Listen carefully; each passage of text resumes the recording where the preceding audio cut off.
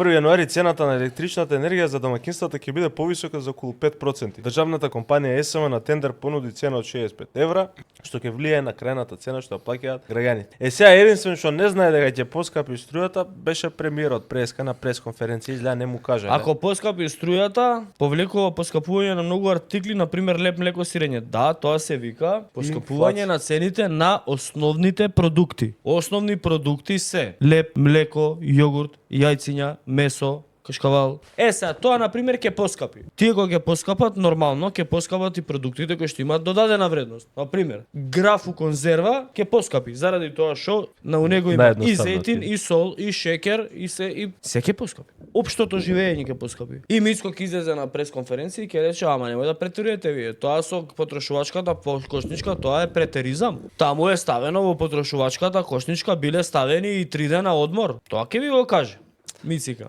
Да не претеруете. Потрошувачката кошничка, се знае потрошувачка кошничка, леп, паштета, солса, едно јајце, толку. Вода од чешма, пуно е чешмата. Да не претерувате. У потрошувачката кошничка, на пример, се пресметува и по еден хамбургер, 4 члена семејство јадел 4 хамбургери месечно. И тоа е ставено, ама тоа е ставено под ставка јадење во ресторан. Да не претерувате. Ке ме молам.